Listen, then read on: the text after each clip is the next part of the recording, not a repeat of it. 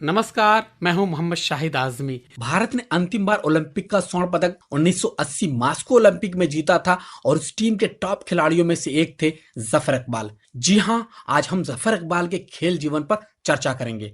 जफर इकबाल ने स्कूल के जमाने से ही हॉकी खेलना शुरू कर दिया था। अलीगढ़ मुस्लिम यूनिवर्सिटी से खेलकर अपने खेल जीवन की शुरुआत करने वाले जफर इकबाल ने 1977 में पहला अंतर्राष्ट्रीय मैच हॉलैंड के खिलाफ टेस्ट सीरीज में खेला और अगले ही साल 1978 बैंकॉक एशियाई खेलों के लिए उन्हें टीम में चुन लिया गया, जहां फाइनल तक का सफर रहा, मगर खिताबी मुकाबले में टीम 0-1 से हार गई। लेफ्ट आउट 11 नंबर जर्सी में खेलने वाले जफर इकबाल के जीवन में 1980 का वो समय आया जब मास्को में एक बार फिर हॉकी जैसे खेल में भारत का झंडा सबसे ऊपर रहा। 1964 के बाद एक बार फिर भारत ने हॉकी में खोया हुआ वकार हासिल कर लिया। जफर इकबाल के साथ मोहम्मद शाहिद, महाराज कृष्ण कौशिक, वासुदेव भास्करन, सुमैया फर्नांडीज और देवेंद्र जैसे खिलाड़ी उस टीम में थे। जफर इकबाल ने तंजानिया के खिलाफ 2 गोल कर अपने ओलंपिक गोल का खाता खोला।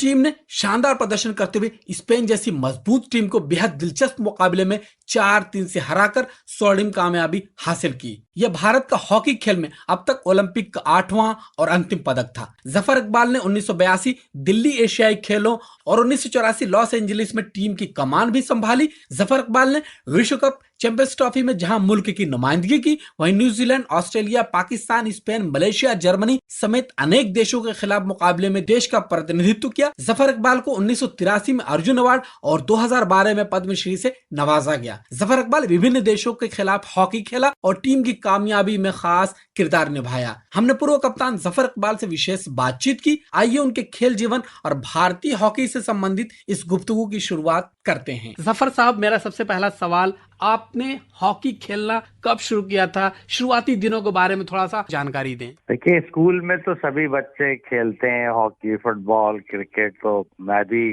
ज्यादातर खेलों में हिस्सा लेता था। मगर ये जरूर है कि मैं फुटबॉल में ज्यादा दिलचस्पी थी मुझे, और मैं फुटबॉल का कप्तान भी बनाया गया स्कूल के दिनों में। और ये अलीगढ़ यूनिवर्सिटी का स्कूल है, लॉर्ड मिंटो सर्किल, उसमें मैं कप्तान बना। मगर ये जरूर था कि मैं हॉकी भी खेलता था, और हॉकी उस जमाने में काफी पॉपुलर थी और अभी भी है। मगर ये जरूर कहूंगा कि हॉकी की चर्चा जो है उस जमाने में घरों में भी हुआ करती थी और स्कूलों में भी और कॉलेजेस में भी, तो एक मेयार हॉकी का अच्छा माना जाता था उस टाइम पे। तो उस जमाने में हॉकी मैंने शुरू की, और मेरे फादर थे प्रोफेसर केमिस्ट्री के, उनके कंटेम्पररी थे प्रोफेसर जिलुर रहमान खान साहब। वो हॉकी के अलीगढ़ यूनिवर्सिटी में फिजिक्स के प्रोफेसर भी थे और क्लब के मेंबर भी थे, तो उनको बहुत दिलचस्पी थी हॉकी से। और जब उन्होंने मुझे स्कूल में देखा तो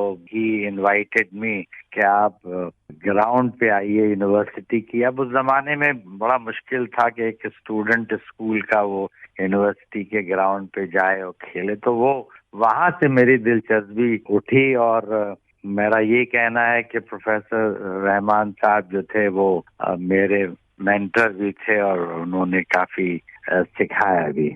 आपके समय में राष्ट्रीय टीम में जगह बनाना आसान नहीं था।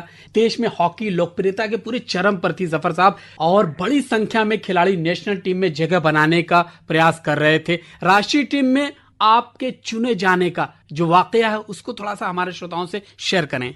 देखिए, मैं तो एक इंजीनियरिंग का कॉलेज का स्टूडेंट था, अलीगढ़ में जाकिर हुसैन इंजीनियरिंग कॉलेज का। और वो जमाने में मैं खेलता था यूनिवर्सिटी की तरफ से। ये मैं बता रहा हूँ 76-77 की बात है। तो कंबाइंड यूनिवर्सिटीज का जब ट्रायल हुआ था पटियाला के अंदर, तो मैं वहाँ गया था ट्रायल्स देने। तो मुझे याद है कि मैंने एक मर्तबा, मैं लेफ्ट इन खेलता था, इनफैक्ट पब्लिक को शायद ना मालूम हो क्योंकि मैं लेफ्ट इन ज्यादा खेलता था। मेरी ओरिजिनल पोजीशन लेफ्ट इन थी, मगर later on I shifted to left out. मगर लेफ्ट इन में मैंने फिर वहाँ पे प्रैक्टिस कर रही थी इंडियन टीम, उनसे भी मैच कराया, उनके खिलाफ भी मैंने गोल मारा और एक हैट्रिक भी मैंने बनाई ट्रायल्स के अंदर। तो लोगों ने पहले तो मेरा सिलेक्शन कंबाइंड यूनिवर्सिटीज में हुआ, तो वो एक बड़ा यानी जो एक बैरियर होता है वो बड़ा मुश्किल होता है कि आपके सामने 500-400 यूनिवर्सिटीज पूरे हिंदुस्तान में एक टीम बनती थी जो नेशनल चैंपियनशिप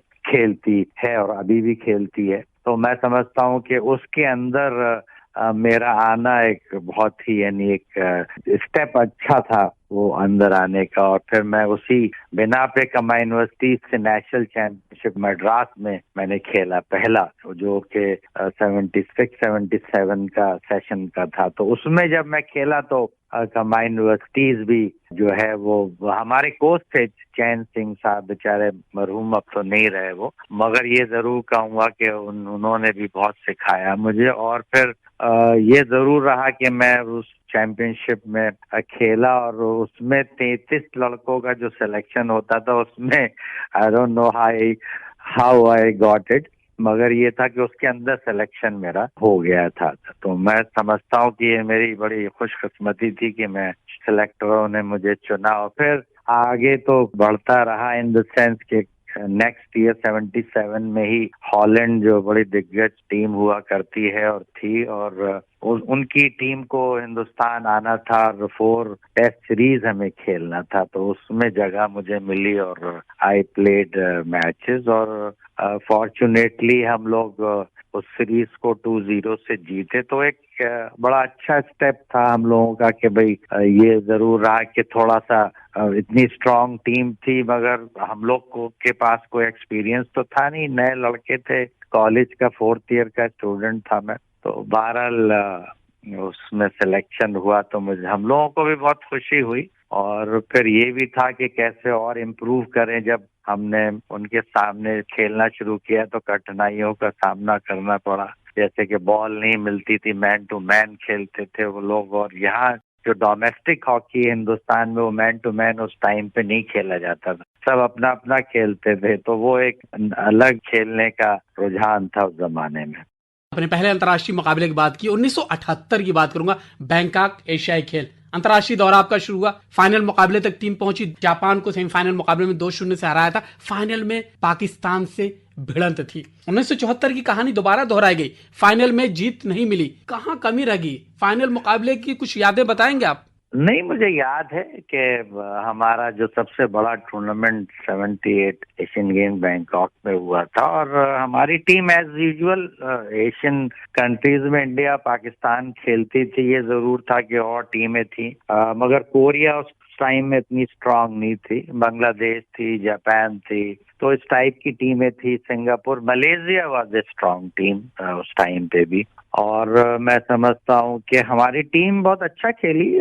फाइनल में भी वी लॉस टू पाकिस्तान 1-0, और वो इसलिए हुआ कि अंपायर जो थे वो, खैर जो भी कहूँ, हम लोग ने शॉर्ट कॉर्नर मारा भी, सुरजीत सिंह ने शॉर्ट कॉर्नर मारा, वो गोल भी हुआ, डिसअलाउड हो कर दिया।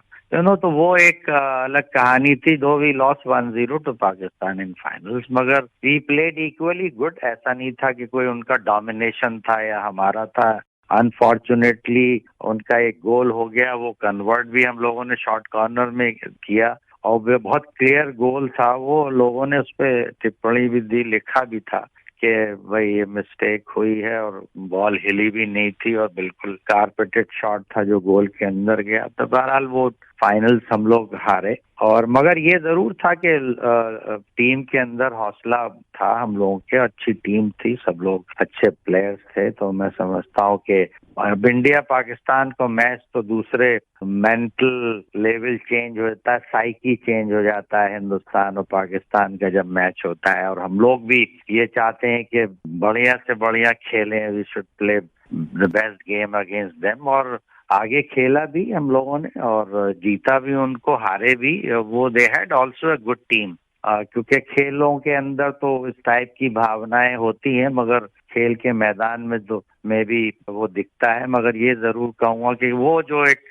भावना होती है उनके साथ खेलने की, वो बिल्कुल अलग होती है और उसमें हर प्लेयर चाहता है कि मैं अपना बेस्ट करूं, हम लोग जीते किसी भी तरीके से। तो वो एक सिचुएशन डेवलप हो जाती है दोनों तरफ से। और जो टीम लकी होती है या कोई अपॉर्चुनिस्ट है, गोल कर दिया, जीत गए, तो that used to be the time पे ऐसा ही होता था, बहुत ज्यादा डिफरेंस नहीं था टीम के अंदर। 1980 की बात करूं, उससे पहले 1982 में कप्तान आप थे भारत में, यानी अपने घर में एशियाई खेल हुए थे। टीम लीग मैचों में दमदार प्रदर्शन कर फाइनल में पहुंची थी। दमदार इसलिए कह रहा हूं जफर साहब कि भारत ने हांगकांग को 10 गोलों से, मलेशिया को 4 गोल से, बांग्लादेश को 12 और ओमान को 10 गोल से हराया था। कुल 37 गोल किए थे और मात्र 1 गोल मलेशिया से खाया था। फाइनल में 1-7 से बड़े अंतर से हार मिली। कहां कमी रही थी? मुझे तो वो किस्सा सब याद है, और यानी जो लोग हॉकी के खेलों से जुड़े हैं, ये किस्सा तो बहुत यानी